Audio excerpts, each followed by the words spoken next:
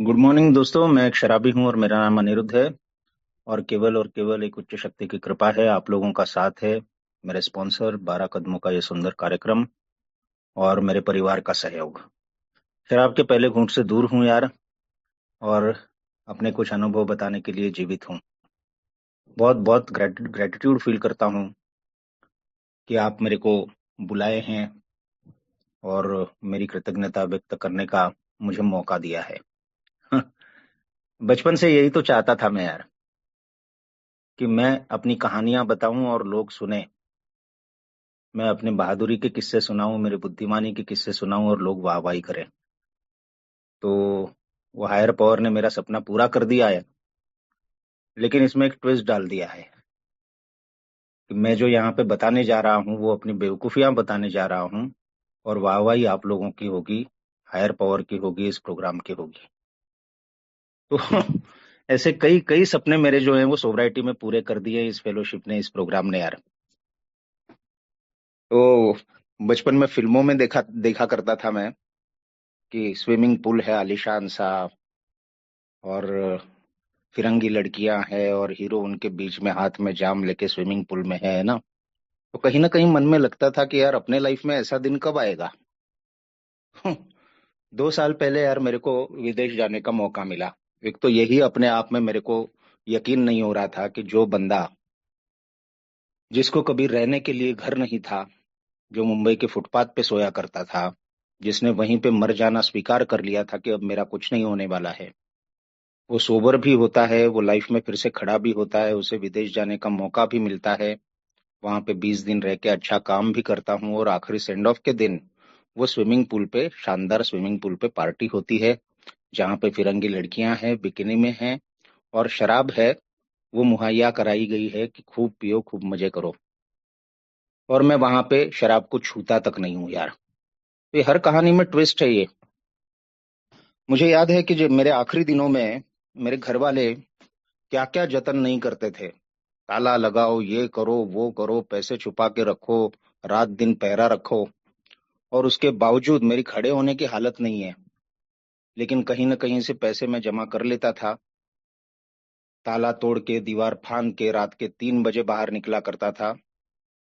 और शराब की दुकान एक ही थी जहाँ पे उस वक्त शराब मिलती थी, और वो 5-6 किलोमीटर दूर थी। मेरे में चलने का जोर नहीं है। और मेरे मन में आता था कि ऐसा क्यों है, शराब की दुकान से मैं इतना दूर क्यों रहता हूँ यार। मेरे घर के पास ही होना चाहिए थी शराब की दुकान।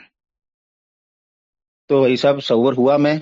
और सोबर होने के बाद हम रेंटल हाउस में थे, और अगला घर जो लिया हमने, तो वो फ्लैट जो था जिस अपार्टमेंट बिल्डिंग में, उसके नीचे ही दारू की दुकान आ गई। तो तब मेरा सपना पूरा किया, जबकि मेरे को दारू पीने की इच्छा ही नहीं रही। कि ले, दुनिया में बहेगी जितनी चाहिए उतनी दारू, लेकिन तेरी इच्छा ही नहीं होगी। यार मेरे को याद है कि एक बार मैं दारू पी के इतनी हालत खराब हो गई थी मेरी, मेरे को सहन नहीं हो रहा था।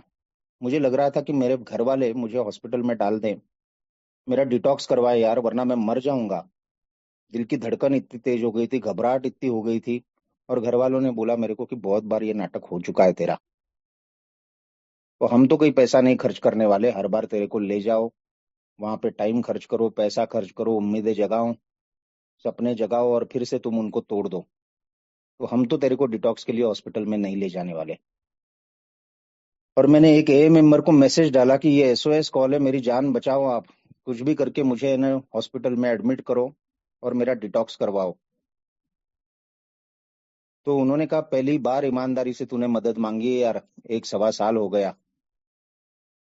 तो तू ऑटो करके आ जा यहाँ पे और हम तेरे को हॉस्पिटल में एडमिट करते हैं। ऑटो के भी पैसे नहीं थे, तो ऑटो लेके मैं निकला वहां पे, उन्होंने मेरे को हॉस्पिटल में एडमिट किया, तब रात के 8 बजे थे। सलाइन वलाइन चढ़ाई गई सब कुछ, और मेरे को जरा सा चैन महसूस हुआ। पूरा हॉस्पिटल सो गया, मेंबर्स घर चले गए, मेरा बेटा जो था वो पहरा देते देते सो गया। रात को 12 बजे मैंने हाथ से सलाइन निकाली, बेटे के जेब से 50 रुपए जैसे तैसे निकाल लिए, और रात के 12 सवा 12 बजे मैं फिर से पैदल चल रहा हूँ, और दारू के ठेके पे जाता हूँ, हाफ क्वार्टर वहां पे उड़ाता हूँ। वापस हॉस्पिटल आता हूँ, हॉस्पिटल के नीचे हाफ क्वार्टर पीता हूँ और ऊपर आके बेटे को डांटता हूँ कि तेरे को कुछ ख्याल है कि नहीं, तेरे को यहाँ रखा क्यों गया है कि बाप पे तू पहरा रखे कि वो दारू पीने नहीं जाए, मैं जाके पी के आया और तेरे को पता भी नहीं चला। कैसा बेटा है तू? ये इंसान था मैं यार। और वहां से मैं इस हालत में लाके रखा है इस फेलोशिप ने मेरे को, कि आज मैं आप लोगों के साथ बैठा हूँ। Power of one day at a time, power of fellowship, higher power, ये 12 कदमों का कार्यक्रम यार। और अचरज ये होता है कि यार क्यों इतनी हालत आ गई थी। 29 दिसंबर 2016 को मैंने पहला कदम रखा था एक ही मीटिंग में। मालूम तो बहुत था पहले से, मैंने पीना चालू किया था उससे पहले मेरे बाप को मैसेज देने आए थे एक के लोग यहाँ नासिक में। मैंने कई लोगों को बोला था कि यार आपकी दारू बहुत ज्यादा हो रही है, आप अल्कोहलिक्स एनोनिमस में जाओ, लेकिन मुझे नहीं लग रहा था कि मुझे अल्कोहलिक्स एनोनिमस की जरूरत थी, क्योंकि मैं कभी ज्यादा पीता ही नहीं था। अब मेरा कोटा ज्यादा है तो मैं क्या करूं? लोग 2-3 पेग में आउट हो जाते हैं, मेरे को 6 पेग में भी मैं सीधा चलता हूँ। वो विदेशों में रहता था ना कि वॉक द स्ट्रेट लाइन, मैं अपनी पत्नी को घर पे चल के दिखाता था कि देखो सीधा चल रहा हूँ, कहाँ ज्यादा पिया हूँ। तो अल्कोहलिक्स एनोनिमस में मैं लोगों को बोल रहा था कि आप जाओ वहां पे, जाके आपकी शराब छूटेगी, लेकिन मुझे नहीं जरूरत महसूस हो रही थी। शराब के लिए मैंने हर एक इंसान से दुश्मनी तय तय कर ली यार, खासकर पत्नी से। क्यों? क्योंकि पत्नी को जो बोतल मिलती थी घर में, तो वो है ना वॉश बेसिन में बहा देती थी। और मेरे को दिल में दर्द होता था यार, शराब वेस्ट हो जाए, मेरी जिंदगी वेस्ट हो जाए चलेगा यार, लेकिन शराब नहीं वेस्ट होना चाहिए। इस शराब के पीछे मेरे काम चले गए, मेरे पैसे का नुकसान अभी भाई साहब ने बताया तो मैं भी चौकन्ना रह गया, 15 लाख रुपए।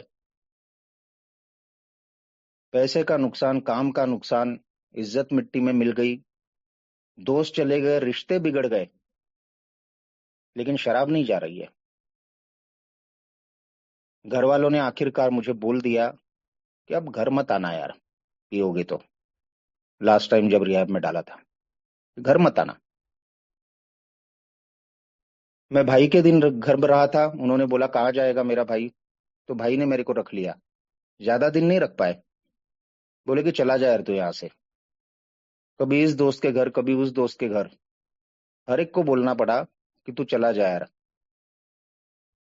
मेरी माँ 60 पार कर चुकी थी, हाथ जोड़ के मेरे को बोली कि मेरे आखिरी दिन कुछ बचे हैं यार, तुम जाओ अपनी लाइफ का जो करना है वो करो, लेकिन मेरे को शांति से जीने दो।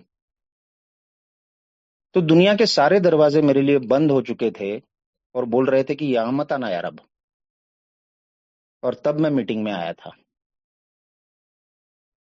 और यहाँ पे उन्होंने बोला मीटिंग खत्म होने के बाद कि आते रहो। और मैं आता रहा दोस्तों, बीच बीच में नहीं जाता था, दारू पीता था, गालियां भी दी यहाँ के लोगों को। फिर से मीटिंग आता था, बोलते थे वेलकम, और फिर से वही जाने के वक्त बोलते थे कि आते रहो यार। तो ये एक जगह थी।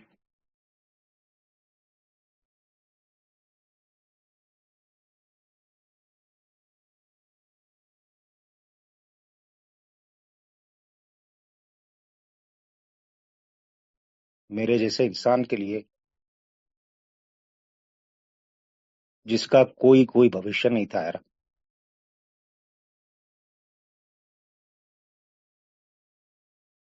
आज लगता है कि क्यों यार, क्या प्रॉब्लम क्या थी कि ए में आने के बाद 1.25 साल तक पीना चलता रहा।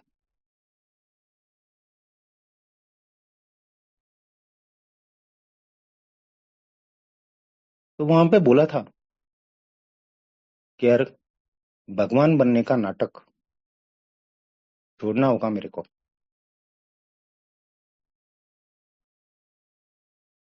मेरी जो धारणाएं हैं, जिनको जीवन भर मैंने छाती से लगा के रखा है, उनको जब तक मैं फेंक नहीं देता हूं, तब तक मेरा कुछ नहीं होगा। क्या थी यार धारणाएं ये? एक तो बचपन के जो कुछ अनुभव रहे होंगे, उसका निष्कर्ष मैंने निकाला था कि भगवान है नहीं। दूसरा ये था कि भगवान नहीं है तो फिर मैं हूं। इंसान अपना जीना तय करता है, क्या लाइफ में बनेगा क्या नहीं बनेगा, अच्छा बुरा सब वो तय करता है। और मैं सिर्फ अपने लिए अच्छा बुरा नहीं तय कर रहा था यार, वहां तक बात सीमित रहती तो ठीक था। मैं दूसरों के लिए भी तय करता था, क्योंकि मुझे जेन्युइनली लगता था कि जहां भी मैं हूँ, घर पे हूँ, दोस्तों पे मैं हूँ, काम की जगह पे हूँ, कि सबसे बुद्धिमान इंसान मैं ही हूँ। और मैं दूसरों के लिए तय करता था। मैं अपने घर वालों को बेवकूफ समझता था कि यार मैं एक जीनियस इंसान हूँ, टैलेंटेड इंसान हूँ, और इनको कोई कीमत नहीं है, कदर नहीं है, इनको अकल नहीं है बेसिकली। ये जेन्युइनली सोचा है मैंने अपने घर वालों के लिए। तो उनको तो थी अकल यार, मेरे को ही अकल नहीं थी।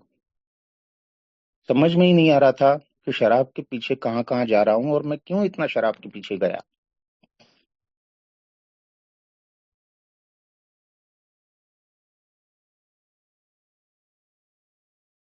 तो 1.25 साल लग गया टोटल मेरे को ये समझने में कि यार सबसे पहली बात तो हार माननी पड़ेगी। तो उन्होंने बोला था जो लिखा हुआ है कि एक शराबी की मौत मरना, या फिर आध्यात्मिक जीवन, आध्यात्मिक रास्ते को अपनाना, ये दुविधा मेरे जैसे, अब मैं बाहर जाऊं, लोगों को पूछूं किसी से भी कि भैया आप शराब पी के मरना पसंद करोगे या फिर आध्यात्मिक जीवन जीना पसंद करोगे, तो जो नॉन अल्कोहलिक लोग हैं उनको कोई दिक्कत नहीं होगी इसका जवाब देने में।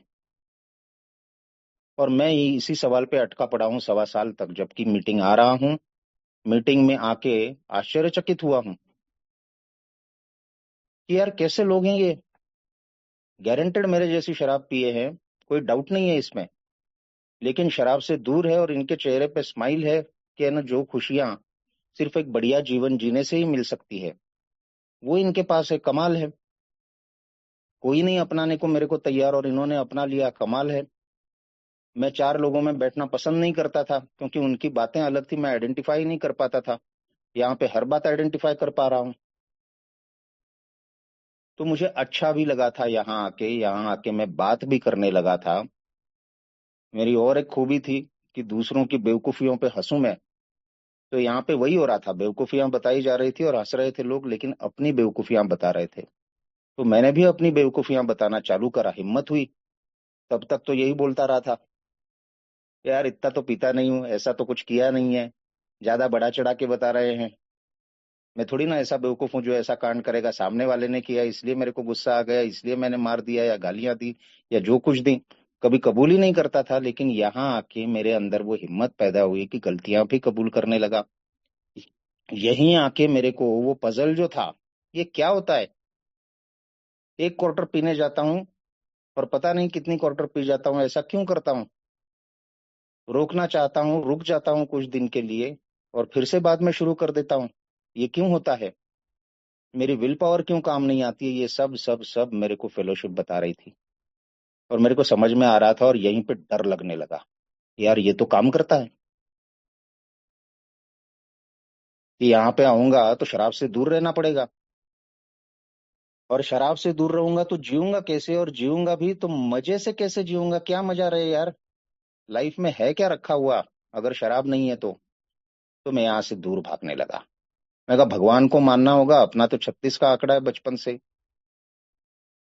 मुझे बड़ा मजा आता था कि ये कहने में कि अकेला भेड़िया हूँ, झुंड में नहीं जाता हूँ कभी। और यहाँ पे बोल रहे थे झुंड के बीच में रहो यार, किनारे किनारे मत रहो, फेलोशिप में आए हो तो मीटिंग में भी है ना दिल से शामिल हो, और मीटिंग के बाहर भी फेलोशिप में स्टिक टू द विनर्स करो, जितना फायदा ले सकते हो लो, इस संगत में रहो। तो मैंने कहा भागो यहाँ से, अपने को जितना समझ में आ गया है उतना काफी है, अब अपन देख लेंगे, कंट्रोल ड्रिंकिंग कर लेंगे, जो कि होना नहीं था। उन्होंने कहा था कि हमेशा हालत बदतर हो जाएगी, वो हालत बदतर होती गई। और एक ही साथ मेरे को बड़ा एडमायरेशन भी लग रहा है, यार कमाल है, केक काटे जा रहे हैं। पहले छोटी मीटिंग थी तो महीने में एक आध बर्थडे था, एक साल में देखते देखते मैं देख रहा था कि फेलोशिप बढ़ गई है मेरे शहर में। हर 15 दिन में किसी का केक कट रहा है, मेरे बाद जो आए उनका भी केक कटने लगा। तो अच्छा भी लगता था उनके लिए और जलन भी होती थी कि क्या है यार, इनको जमता है वो मेरे को क्यों नहीं जम रहा है, क्यों। और बार बार हालत खराब हो रही है और पी भी नहीं पा रहा हूं, क्योंकि कितना भी मैंने दिमाग को बंद करने की कोशिश करी तो भी शेयरिंग में जो कुछ सुना था वो बातें अंदर थी। वो याद नहीं रहती अगर, वो जहन में नहीं रहती अगर, तो शराब पी के मैं मर चुका होता। लेकिन दारू उठाता था और याद आ जाता था फिजिकल एलर्जी। जब घर से पैसे चुरा के जा रहा हूं मैं झूठ बोल के दुकान की ओर, तब दिल बोलता था ये है मेंटल ऑब्सेशन यार, ये है खिंचाव। जब गलत सलत काम करता था तब बोलता था कि ये है स्पिरिचुअल बैंक्रप्सी। तो मैंने ए को छोड़ना चाहा, लेकिन ये ए का भूत जो सवार हुआ था वो उतरने का नाम नहीं ले रहा था यार। और लोग बार बार इनकी उम्मीद तोड़ो, लेकिन बार बार तैयार, आई एम रिस्पॉन्सिबल। तो मेरे को फिर से आते थे घर में, मेरे को बाइक पे बिठा के मीटिंग ले जाते थे। मीटिंग से वापस मैं बोलता था कि बस बस ये चौराहे तक छोड़ दो आप, यहाँ से मैं चला जाऊंगा। लेकिन वो चौराहे तक नहीं छोड़ते थे, क्योंकि उनको मालूम है कि यहाँ से पास में है दुकान, ये पीने चला जाएगा। तो घर वालों, घर पे आके घर वालों तक सौंप के जाते थे और घर वालों को बोलते थे चिंता मत करना यार, ही विल कम अराउंड, एक ना एक दिन ठिकाने आ जाएगा। तो एक तरफ दारू अपना काम कर रही थी, दूसरी तरफ ए अपना काम कर रहा था। और मेरे को समझ में नहीं आ रहा था, ये भगवान की कृपा से, ईश्वर की कृपा से आज के दिन सोबर हूं। मैंने कहा ईश्वर मेरे को कैसे मिलेगा यार, मैं तो कट्टर नास्तिक हूँ। तो इन लोगों के जरिए, आप लोगों के जरिए ही मैं उस हायर पावर तक पहुंच चुका यार। और लिखा था कि जो ईश्वर को ढूंढना चाहते हैं, जो ईश्वर को पाना चाहते हैं, जो उसके शरण में आना चाहते हैं, उनके लिए ईश्वर कठोर नियम नहीं बनाता। साफ साफ लिखा था बिग बुक में। उसके लिए जरूरी था क्विट प्लेइंग गॉड। सबसे पहले तो मुझे ईश्वर बनने का नाटक बंद करना पड़ेगा, सबसे पहले तो मुझे हार माननी पड़ेगी। और सचमुच दोस्तों उतना कठिन नहीं था। लास्ट टाइम जब मेरे को रिहैब से बोला कि अब आपको 15 दिन बाद डिस्चार्ज देने वाले हैं, तो मेरे को रत्ती भर भी खुशी नहीं हुई। 3.5 महीने अंदर था मैं ऑलरेडी। तो मेरे को इतनी सी भी खुशी नहीं हुई, क्योंकि मेरे को मालूम था कि मैं बाहर जाके क्या करने वाला हूँ। बिग बुक याद है, 12 कदम याद है, स्पॉन्सर एक बार ले चुका हूँ,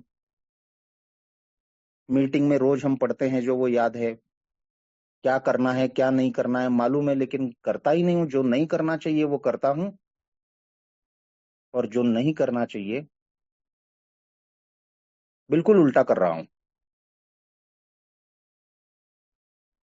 तो तब मेरी रूह कांप गई कि अगर मैं बाहर जाके फिर से शराब पीऊंगा यार, तो अब मेरे में वो ताकत ही नहीं बची। और तब जो था उन्होंने बोला कि सिंसियर है ना पुकार दिल से,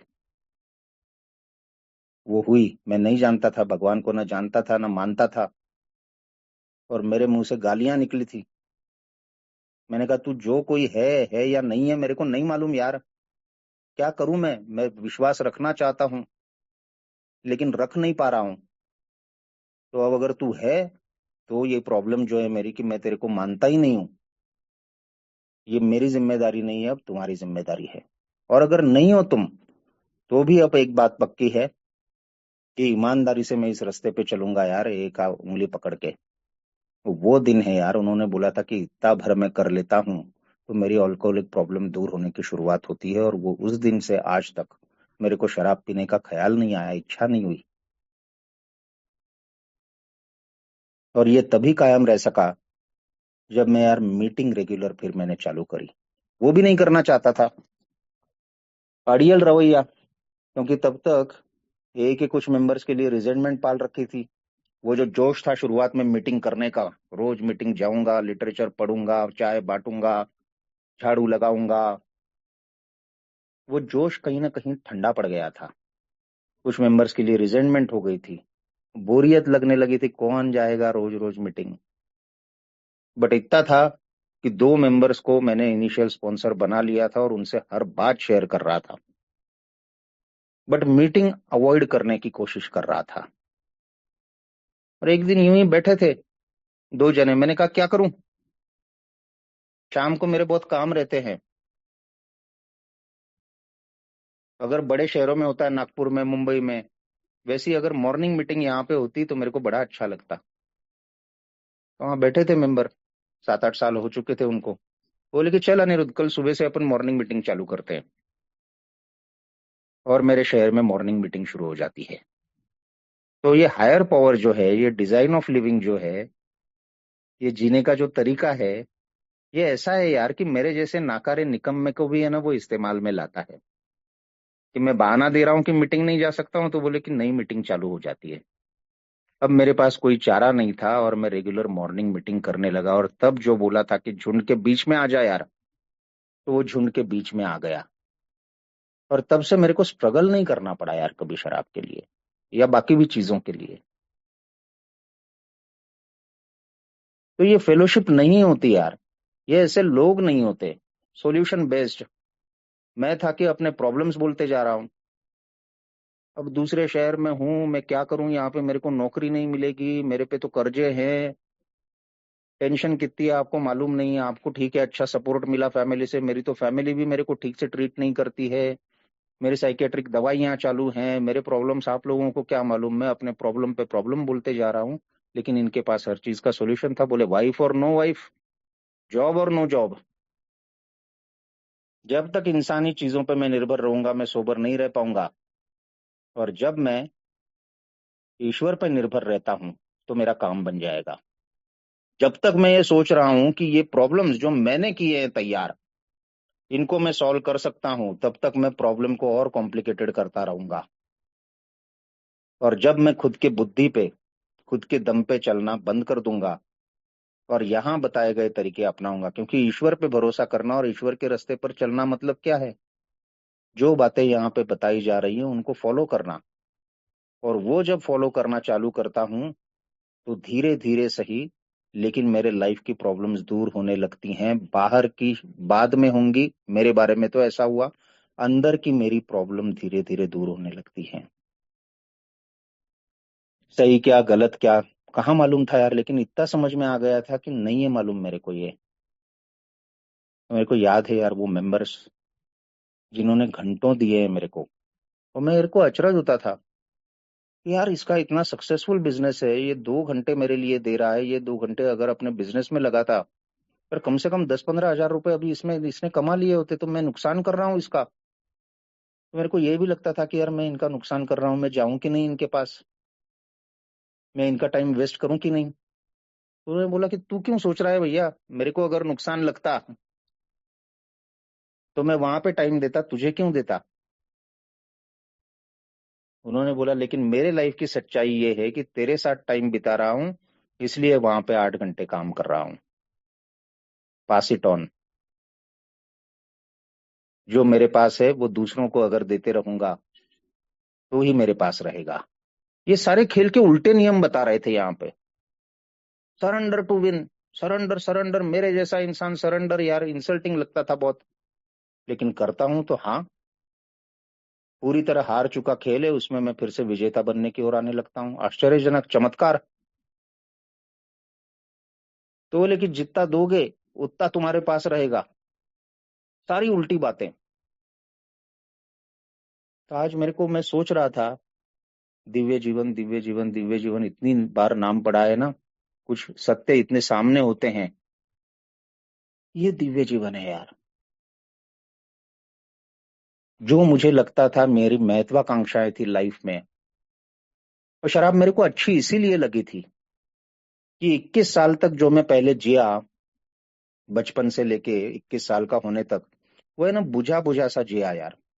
दिल में बहुत अरमान थे, ख्वाब थे, महत्वाकांक्षाएं थी, लाइफ में बहुत कुछ कर दिखाना था, नाम कमाना था, पैसा कमाना था। लेकिन उसके लिए जो कॉन्फिडेंस था वो मुझ में नहीं था। शराब जब आई तो वो कॉन्फिडेंस मेरे को मिला, और मेरे को लगता था कि यस, अब मैं वो सब चीजें कर सकता हूँ। और जैसे घोड़ा दौड़ने लगा था, फिर आगे जाके कहानी जो है वो आपको मालूम है सारी क्या हुआ। कि शराब और मैं, इन दोनों का कॉकटेल, वो मेरे को लेड हुआ। लेकिन यहाँ आता हूँ, फिर ओल्ड टाइमर्स के साथ रहता हूँ, मेरे को 12 स्टेपिंग पे ले जाते हैं, मेरी दुखड़े सुनते हैं और उस पे इमीडिएट तरीका बोलते हैं कि ये तुम करो यार, चलो बिग बुक लेके बैठते हैं, स्पॉन्सर ले लो। स्पॉन्सर लेने के लिए मैं तैयार नहीं था, और मेरे को सॉल्यूशंस दे रहे थे। तो इनको मैं देख रहा था और मुझे पता चल रहा था कि क्या है, क्यों ये इतने खुश हैं, क्या इनको मिल गया है जो शराब से दूर तो रखता है, ठीक बात है, लेकिन शराब से दूर रह के इतनी खुशी जो मुझे लगता था कैसे पॉसिबल है। तो मुझे जवाब मिलता है कि सच्ची महत्वाकांक्षाएं वो नहीं थी जो मैं समझता था। सच्ची महत्वाकांक्षा वो थी जो आज के डीआर में है यार, कि ईश्वर की छत्र छाया में बड़ी विनम्रता से चलूं एक उपयोगी जीवन जीते हुए। तो ये मैंने इनसे सीखा है, आपसे सीखा है। कॉपी करिए बहुत। मेरे को बड़ा घमंड था कि मैं पढ़ाई में बहुत अच्छा था। तो जब भी एग्जाम होती थी, 3 घंटे का होता था मेरा पेपर, 1 घंटे में खत्म हो जाता था पूरा, सप्लीमेंट्स के साथ। और मैं अपने पीछे वाले लड़कों को कहता था कि 1 घंटा डिस्टर्ब मत करना यार मेरे को। और उसके बाद मेरा मेन पेपर मेरे सप्लीमेंट से ना मैं पीछे देता था और बच्चे कॉपी करते थे उससे, और आधे घंटे में मेरे को वापस देते थे। मैं पेपर बांध के टीचर को दे देता था और शान से चला जाता था कि मैंने अपना भी पेपर दे दिया, दूसरों की भी मदद करी। तो ये बुद्धिमानी मेरी, इस पे मुझे बड़ा गर्व था। यहाँ आके सारा हवा हो गया यार।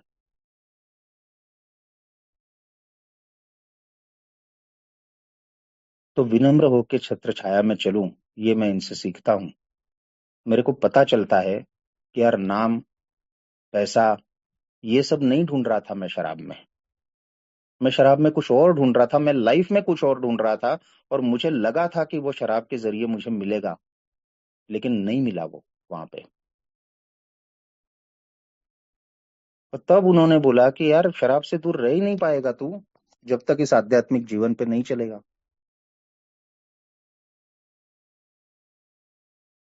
तो आध्यात्मिक जीवन पता भी नहीं चल रहा था, और कब उसको फॉलो करने लगा वो भी पता नहीं चला।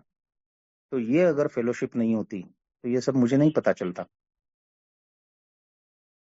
और गजब की बात यह है कि यहाँ आता हूं और यहाँ की हर चीज को स्वीकार करने के लिए मेरे अंदर से एक रेजिस्टेंस पैदा होता है, हर चीज के लिए। सर्विस करना मुझे अच्छा लगता है, तो अपना ग्रुप है तो मुझे लगता था मेरा ग्रुप मेरे ग्रुप ने बाकी ग्रुप से है ना बढ़िया काम करना चाहिए। तो मैं अपने ग्रुप में और इस सेवा कार्य में, जो कि सेवा कार्य में अपनी ही सेवा कर रहा हूँ यार, इसमें भी मैं लेके आता हूँ। तो सब लोग अप्रिशिएट भी करते हैं, क्योंकि मेरी हालत क्या बन गई थी यार, मैं क्या ना एग्जाम्पल बन गया था। ऐसा बोला है, मेरी फेलोशिप में बोला गया है न्यू कमर को, यार अनिरुद्ध जैसा मत बनना, वैसा बनना है क्या तुमको, क्या कर रहे हो। मतलब मैं कहीं ना कहीं ऐसा बंदा बन गया था कि जिसके सुधरने की गुंजाइश नहीं लग रही थी कुछ लोगों को। वहां से अब मैं ग्रुप में आता हूं तो मुझे लगता है कि मेरा ग्रुप और मेरे ग्रुप ने सबसे बढ़िया काम करना चाहिए। अब लोगों को अप्रिशिएट कर रहे थे कि एक बार ऐसा था जो यार सोब्राइटी में आने का नाम नहीं ले रहा था, वो आके इंटरेस्ट ले रहा है सेवा में। तो वो सब करने को तैयार हूं मैं। बहुत बड़ा चेंज आ गया है जब मैंने शराब के सामने हार मान ली है। ईश्वर पे भरोसा नहीं है, लेकिन ए पे भरोसा कर लिया है कि यही मेरी हायर पावर है। और अब जो है मैं ये ए जो बताता है उस तरीके से जीने की कोशिश करूंगा। इसी से एक बहुत बड़ा बदलाव आ गया था। उन्होंने कहा था कि स्टेप 3 अगर मैं लेता हूं, मुझे नहीं समझ रहा था स्टेप 2 स्टेप 3 में हो रही है मेरे साथ कहीं ना कहीं। लेकिन मैं ये मानता हूं कि स्टेप 3 मेरी वहां पे हुई जब मैंने तय किया कि अपना दिमाग नहीं चलाऊंगा और ए जो बोलता है वो मैं फॉलो करूंगा। तो मेरा नजरिया बदल गया था, मुझे एहसास हो गया था कि यार मैं किस तरह की लाइफ जिया हूं और मेरे साथ वाले लोग जो हैं उनके साथ मैंने क्या किया है। और जगह जगह पे हो रहा था, पिक्चर देख रहा था, गाने की लाइन चल रही थी, ऐसा कोई सगा नहीं जिसको ठगा नहीं। तो मैंने कहा ये तो मैं हूं। कोई रिश्तेदार, कोई दोस्त, कोई अपरिचित व्यक्ति जिससे मिला हो आखिरी मेरे कुछ सालों में, उसको मैंने चोट पहुंचाई नहीं है, ऐसा हुआ ही नहीं है यार, सबसे ज्यादा घर वालों को। तो वो जब एहसास होता है तो कहीं ना कहीं मेरे बर्ताव में, मेरी सोच में बदलाव आ जाता है। टाइम लगता है घर वालों को ये समझने में, इस पे विश्वास करने में, लेकिन वो भी 1.5 साल बाद हो जाता है कि नहीं यार, ये अभी सचमुच बदल गया है, और उतने में वो खुश है, दारू नहीं पी रहा है और व्यवहार बदल गया है। लेकिन मेरे अंदर के ऐसे कई व्यवहार हैं जो बदले ही नहीं है। तो मैं न्यू कमर को बता रहा हूँ, भैया ये प्रोग्राम है, वो प्रोग्राम है, वो प्रोग्राम है, आओ आओ आओ, है ना। और वो आ रहे हैं, वो स्पॉन्सर ले रहे हैं, उनके 12 कदम हो रहे हैं, मैं कर नहीं रहा हूँ।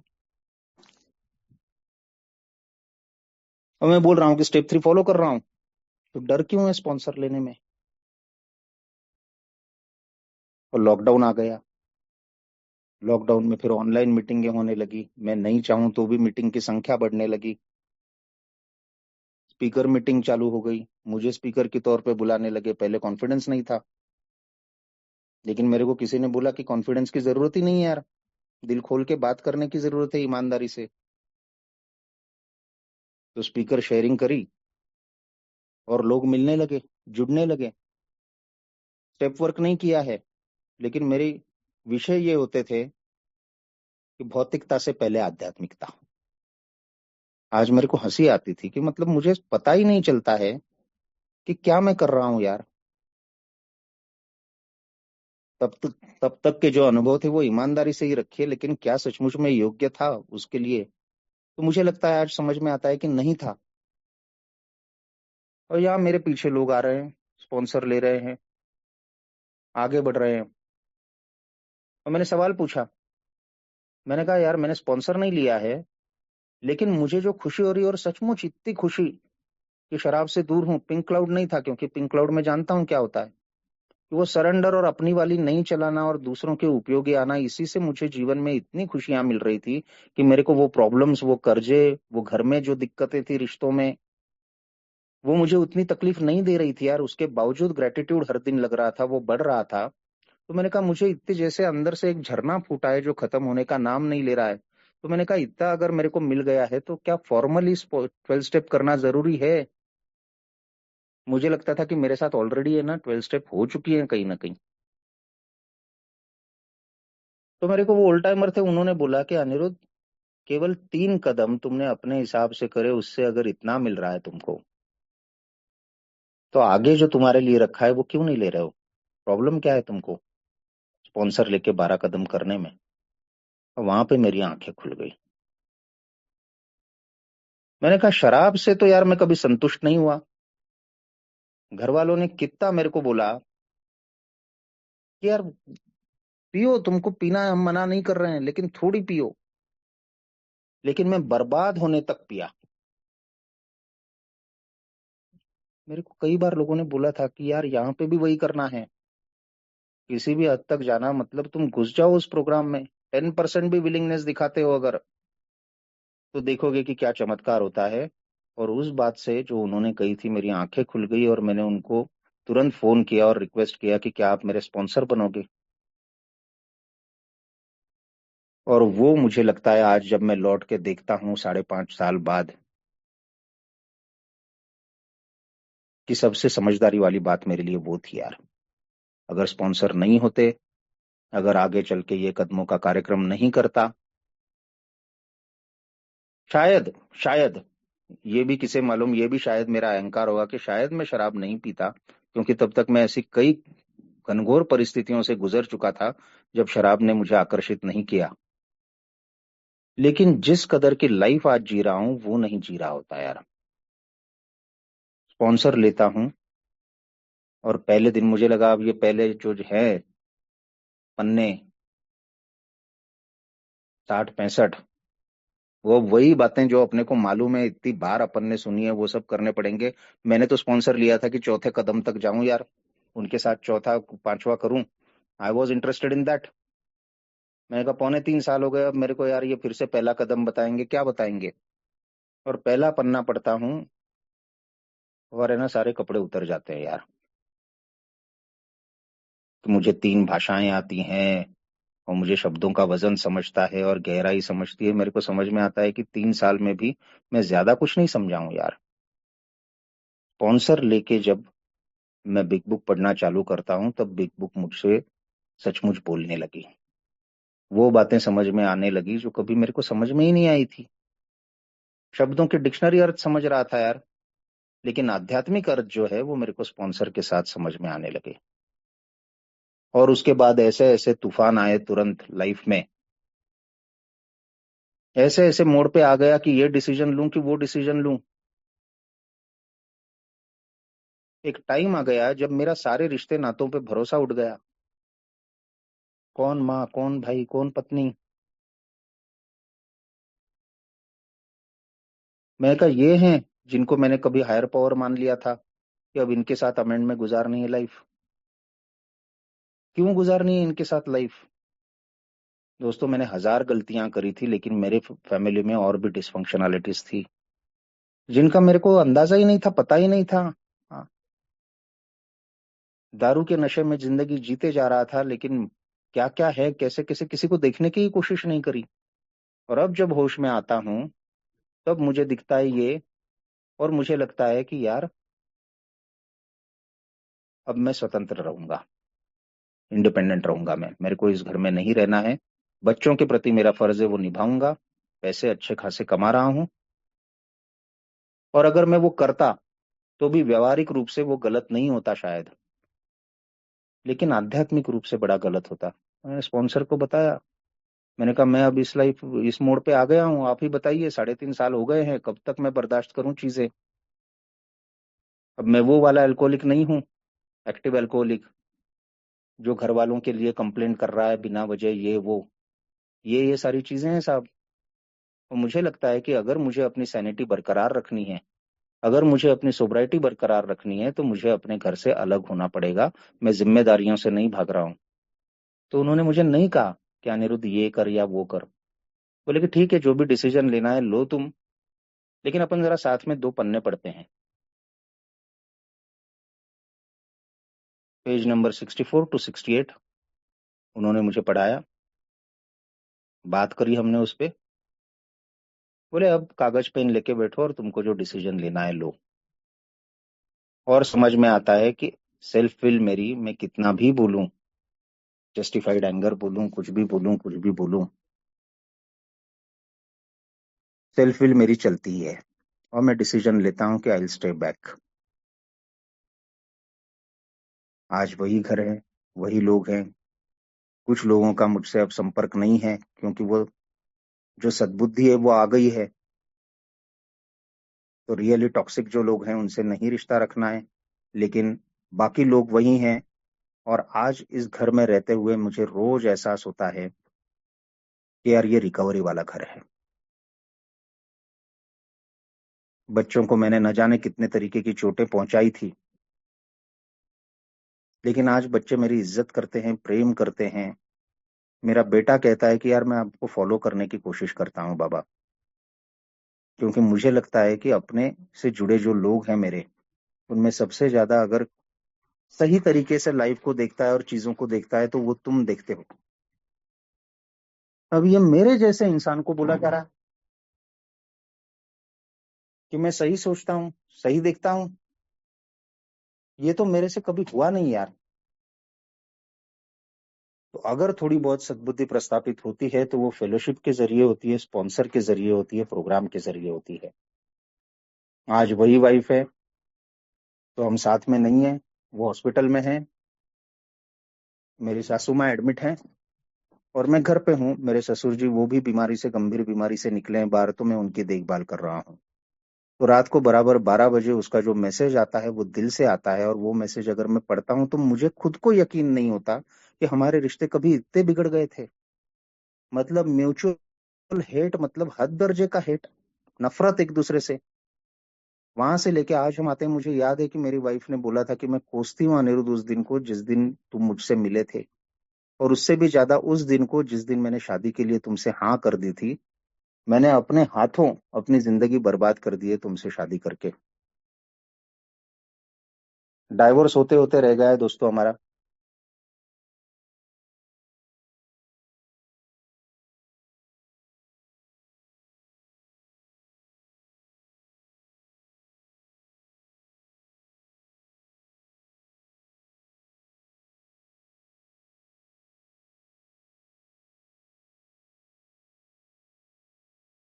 अनिल भाई माइक बंद हो गया शायद आपका।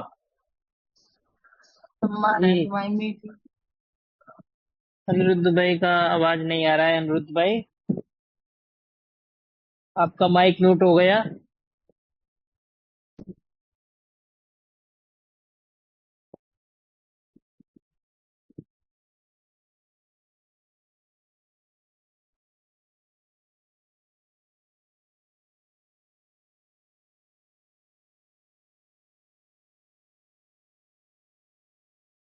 अनिरुद्ध भाई, आपकी आवाज नहीं आ रही है, आपका माइक म्यूट है।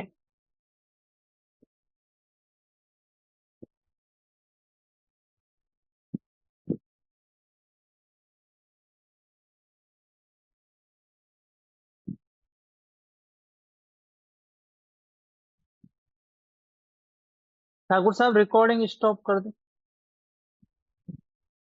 सॉरी सॉरी हाँ, सॉरी, अभी मुझे आया। मालूम नहीं कहाँ तक, ओके। मुझे मालूम नहीं कहाँ तक कंटिन्यू। ये। ओके।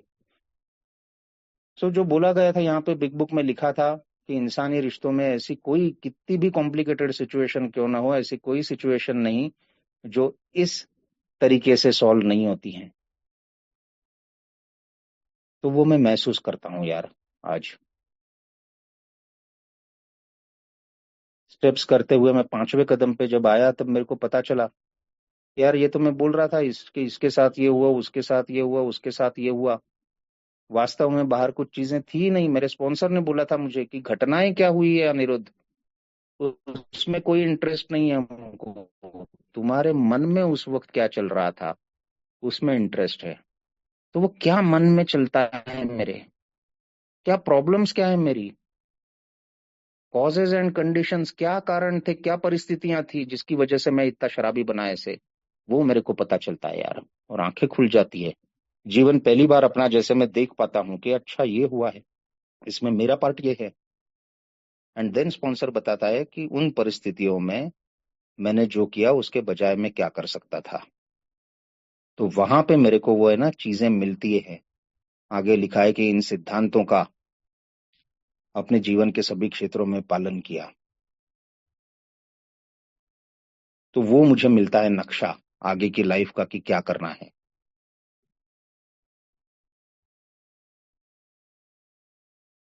और जाके माफी मांगना लोगों से, ये तो मैंने स्पॉन्सर लेने से पहले चालू किया था। मैंने कहा नहीं नहीं माफी मांगना है। और मैं गया एक दोस्त के पास माफी मांगने, एक साल पूरा हुआ तब।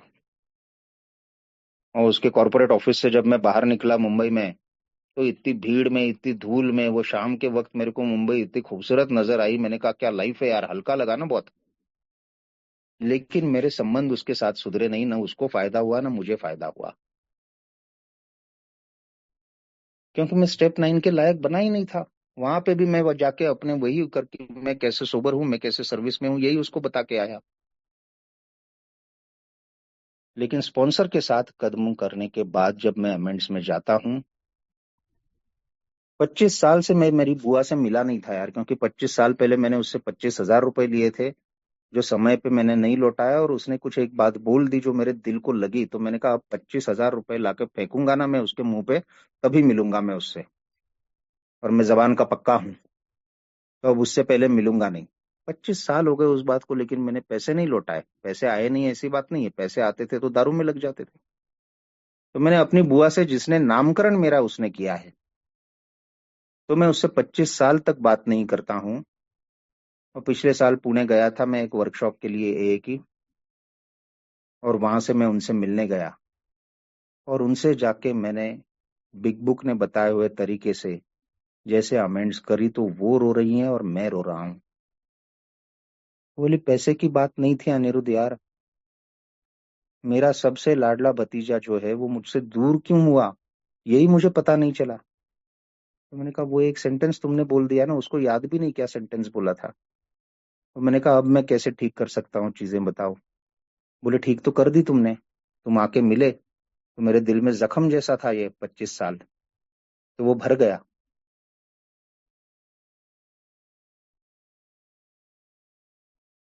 तो ये चीजें हैं। मैं जिन साहूकारों से भागा पर करता था, उनके फोन नहीं उठाता था, ब्लॉक करके रखता था, जिनके लिए मैंने नंबर चेंज कर दिए, उनसे मैं खुद मिलने जाता हूँ। तो उनको अचरज होता है। वो बोलते हैं कि यार इतने सालों में पहले तुम मिले हो, कि 10 साल रडार से गायब थे, मैंने तो सोचा था तुमको भूल भी गया था मैं, और तुम अचानक धूमकेतु की तरह सामने आते हो और ये बोलते हो कि यार मेरा पैसे लौटाने का इरादा है लेकिन टाइम लगेगा, अब अपन किश्ते बांध लें क्या। तो वही साहूकार जो मेरे पीछे पड़ा था कि कानूनी कार्रवाई करेगा या क्या करेगा, वो मेरा दोस्त बन जाता है। और इन चीजों से जो मुझे मिलता है, मेरी पिछली जिंदगी का हिसाब बराबर होने लगता है और मेरे को लाइफ लगती है कि जीने लायक है, लेकिन इतना काफी नहीं है मेरे लिए। यार मैं सोबर हो गया हूँ। घर वाले जितनी मेरी योग्यता नहीं होगी इतना मेरे को प्रेम दे रहे हैं, इतना मेरा सम्मान कर रहे हैं, मेरी बात आज मान रहे हैं। और मैं हूं अब कि मैं अपनी बात चलाना नहीं चाहता हूं, क्योंकि कोशिश करते हैं कि सिर्फ कदमों का नहीं, ट्रेडिशंस का भी पालन हो। तो ग्रुप कॉन्शियंस से होता है, अब मैं अपनी बात मनवाना नहीं चाहता हूं, अब वो मानने के लिए तैयार है। ये और एक सपना था कि घर वाले मेरी बात माने। तो आज आते थे, पूछते हैं कि क्या करना है, मैंने कहा ग्रुप कॉन्शियंस करो यार। मेरे को इतनी अकल होती तो तुम पे ये दिन क्यों देखने की नौबत आती।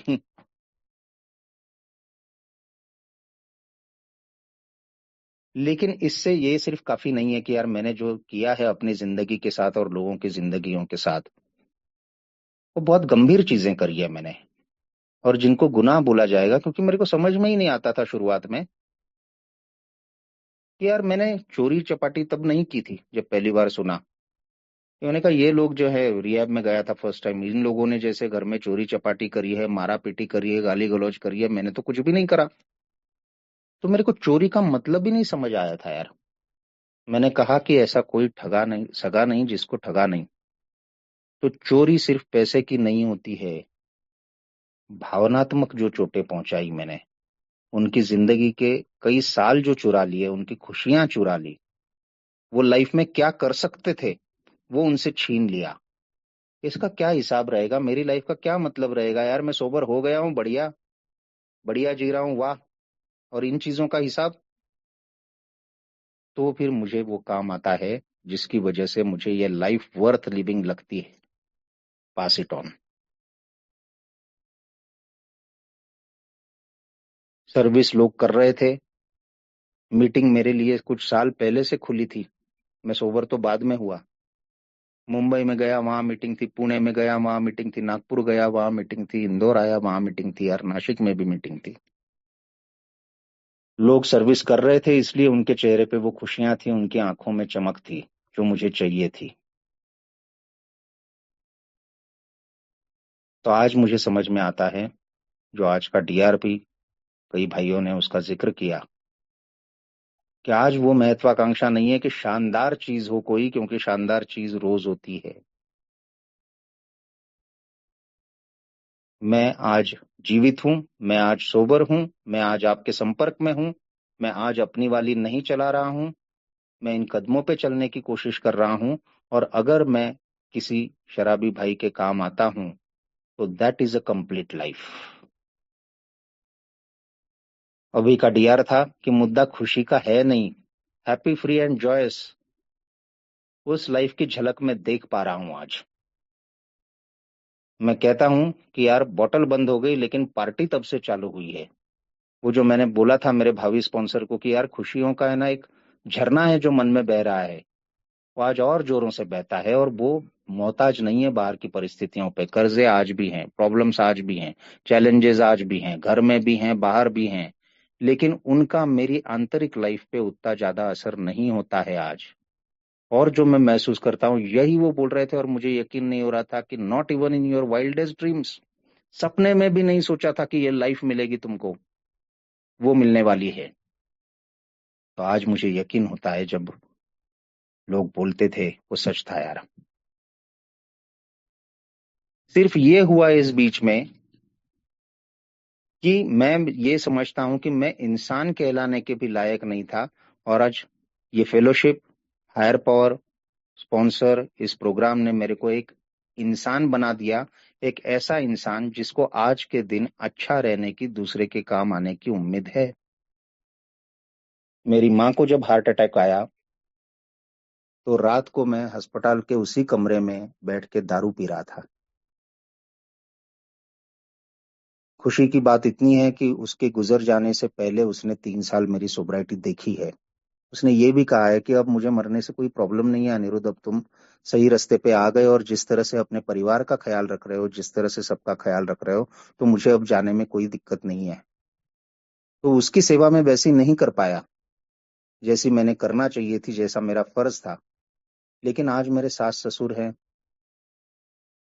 मैंने कहा कि ससुर जी अभी गंभीर बीमारी से बाहर आए हैं और मेरी सासू माँ एडमिट है हॉस्पिटल में। आज मेरी वाइफ को चिंता नहीं है कि मेरा पति क्या कर रहा होगा। ऐसे में वो घर को, अपने पिताजी को, मेरे बेटे को, हमारे कुत्ते को, और औरत की बहुत जान होती है अपने घर में यार। तो मैं तो घर को मेरे हवाले कर रही है, वरना उसको डर रहता था कि कहीं आग ना लग जाए ये अकेला घर में रहा तो। आज इन लोगों को मेरी वजह से तकलीफ नहीं हो रही है। तो एक अच्छा इंसान बनने की कोशिश कर रहा हूँ। 3 चीजें जो शुरुआती दिनों में मैंने पढ़ी थी, जो बिल डब्ल्यू ने लिखा है कि कदमों पर काम करने को कोई बड़ा प्रोजेक्ट मत बनाओ, 3 चीजें करना है 24 घंटे में मेरे को।